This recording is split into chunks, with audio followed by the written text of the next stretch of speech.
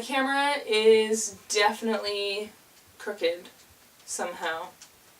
Well, you're just gonna have to deal with it, aren't you? I am here with a tag video that I was tagged in. I'm cool again. I was tagged in the Alice's Adventures book tag by Vanessa from Paper Faerie. Thank you so much for tagging me. You've made me feel special once again. And I will leave her channel down below as well as the original video, so you should check them out. And let's start with the questions. First one is Alice. Read a quote from your favorite strong female character. I feel like I should have thought of these answers before I started filming. This is going to take me a while to edit. Okay, I found one. Frig, that took me forever. So one of my favorite female protagonists is Allie from the Blood of Eden trilogy, and this is the first book, The Immortal Rules. And I found a part. It's not like super breathtaking or anything, but it's a good one. I'm not like you. I'm not like the vampires in the city. I might be a monster, but I can be human too. I can choose to be human. On to question 2. The White Rabbit. A book everyone has read that you were or are late to the party on. Ooh, I have an answer for this one. It's behind something. We're picking up renovations again, and so there's stuff being moved everywhere, and there's a lot of stuff being stored in my library in front of my books. Can I move this without scratching the floor? Can I do it? Throne of Glass by Sarah J. Maas. I took forever to read this because I just read this recently, and I had it in the original cover, the very ugly one, and I rebought it in the better cover along with the next 3 books. Because I loved it. So, I don't know what took me so long to read this. It was fabulous. I loved it. It wasn't hard to get into. It wasn't hard to follow. I'm weird, I guess, being all afraid of high fantasy. Down the rabbit hole. Read your favorite first book sentence. Whoa. So there's this one. I couldn't remember the first sentence of Fight Club, but then I was like, I'll bet you it's a pretty good first sentence. And you know what? It is. So we'll read that one. Tyler gets me a job as a waiter. After that, Tyler's pushing a gun in my mouth and saying, the first step to eternal life is you have to die. It's pretty good. My other one is from The Martian by Andy Weir. This first sentence is what made me buy this book. I read the first sentence and I was like, buy it! Are you ready for this? I'm pretty much fucked. Drink me. Go and make your favorite thing to drink while reading, and come back and show us. Okay.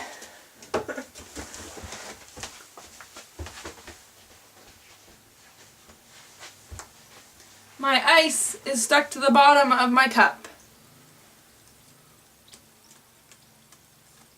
There we go. So my favorite thing to drink is fizzy water with ice and a straw. You can also call it soda water if you prefer, but I call it fizzy water. Because why not? Also because that's literally all it is. There's no salt in it. Like if you get club soda, there's salt in club soda. Because I have a soda stream. I just make my water fizzy. Regular water is good too. Regular water is also delicious, but I really, really like fizz, so yeah. Also, by the way, is my favorite to drink out of fun cups. We have like a nice set of glasses. Not like a nice set of glasses, but like a regular set of glasses to drink out of. And we only ever use them to drink milk out of them. And Anthony and I, we have like a cupboard that is just filled with plastic cups that are all different kinds. Cups we've got from like the movies, like on where they have like special collector's editions cups, and cups that we've gotten from like souvenir cups from baseball games, and just cups from the dollar store or from Walmart or all that kind of stuff, and that's what we use to drink our drinks out of, is the fun plastic cups, and that's part of it being amazing. The Caterpillar. Name a character who gives good advice and a character who needs it. Alright, well, Dumbledore gives good advice. He's fabulous and wise and all that such, so I'm going to go with Dumbledore for the character who gives good advice. And I'm going to say maybe Echo needs good advice. Not that she's not a good... She's a great character. I love Echo. But I feel like She tries to take on too much herself. I feel like if Dumbledore was there and gave her some wise words, it might help her in her situation a little bit. The Cheshire Cat. Try to give a 6-word explanation of a book that confused you. It's up there. I don't want to get it because it's underneath other books, but it's Spinning Starlight. Girl space travels. Nothing makes sense.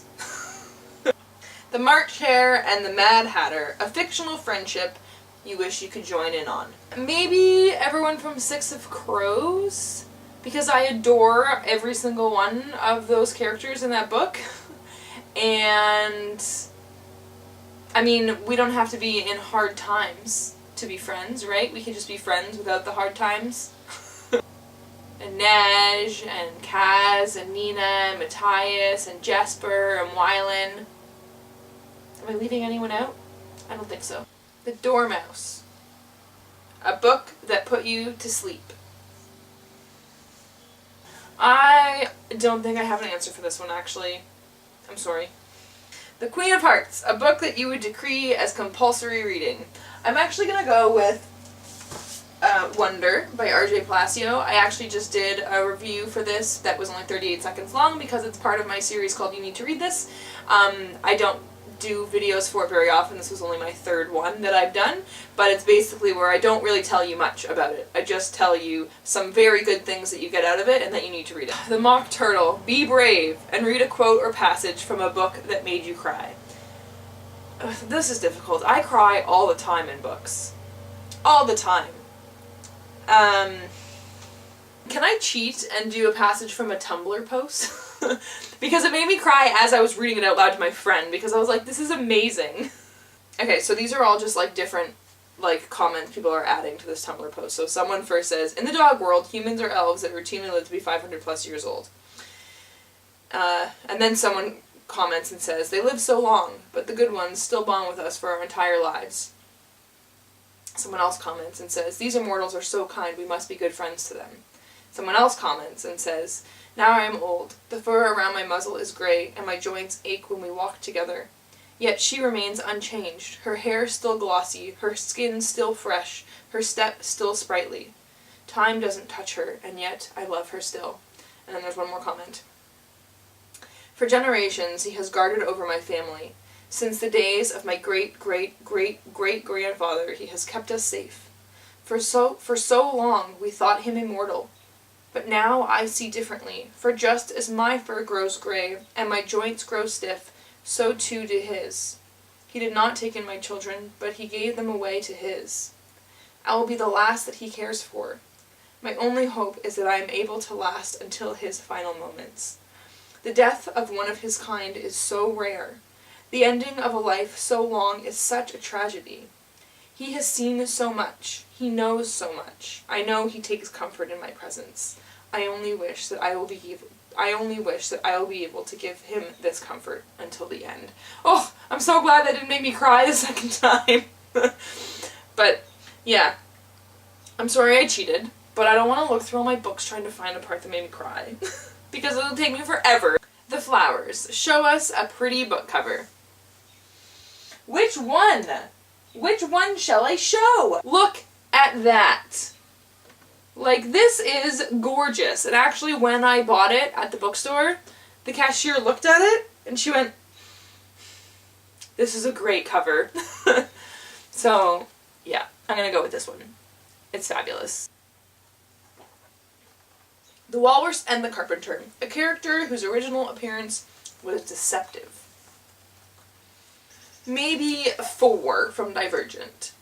Because I remember my friend told me about this book and was saying how it's amazing and blah blah blah, and there's this guy in it and he's amazing. And when I started reading it and 4 was introduced, I was like, this isn't the guy she's going to fall in love with, is it? Like, this can't be the love interest. This guy's a douchebag. And then he's not a douchebag. So, 4. I have another one that I'm going to add, is Oakley from When It's Real. I don't have a review up for this yet because I read an arc of it back in the day, and I pre-filmed my video review to go up closer to the release date, which is May 30th, and Oakley is a big dick in the beginning of the book because he doesn't agree with what's happening. He doesn't want to do what they're making him do. So he has, I guess, reasons for being a douche, but he still shouldn't be a douche anyway. But then he's not a douche, and he's amazing. On Birthdays, a book you would gladly read every day of the year. Maybe The Night Circus, even though I've only read that book once. I have read the intro, like the prologue or whatever, a million times though. I've read it out loud to like all of my friends. I've been like, let me read this to you. Let me just read this to you. And then you will want to read this book. It's so magical. It just makes me sigh because it's so good. I love magical things, in case you didn't realize. The White Knight, a character that everyone laughs at but who deserves better. Can I say that a character who's underrated and deserves to be laughed at more? Because Vanessa did her answer from Friends, and mine is Ross. I feel like Ross is so underrated, not because he's annoying. He would infuriate me probably if I was friends with him, but he is so funny. I feel like his character as like funniness is so underrated. He makes me laugh out loud the most out of all the characters. He is absolutely ridiculous. I'm gonna actually try and think of a real answer now though. I feel like I'm still kind of cheating at this, but I'm gonna go with Jack Torrance. People don't laugh at him, I don't think. And also I feel like kind of like the bad rap that he gets is from people who haven't read the book, or only people who saw the movie. I only saw the movie when I was little, so I don't even remember about his character or anything like that. I know that it's not like the book at all. But I felt like I really, really liked Jack's character. He was a really good character, and he tried so hard. He tried so hard to make everything right and to keep his family together and to make sure that Danny was happy. Like, he really tried. I really liked him, and I feel like he deserves for people to like him, because I feel like he tried really, really hard. And when he realized what was happening and that he couldn't control what was happening, and that the ghosts, it was really heartbreaking that when the ghosts were controlling it, and that he wasn't going to be able to stop himself, and he really, really wanted to, and it was really good, and he was a good character, I think. He was very fleshed out really, really well, so that's who I'm going to go with, even though it's kind of cheating. Alright, so since I was actually tagged, I should tag people now, shouldn't I? I'm going to tag a blogger instead of a vlogger, or whatever, because you can answer questions in writing form too. You can post pictures if you want. So I'm going to tag my friend Amber. I'm also going to tag Ivy Muse and Don't Stop Reading. And I'm really sorry if you guys have already been tagged, but those are the people I'm going to tag. Bye! Have a good day!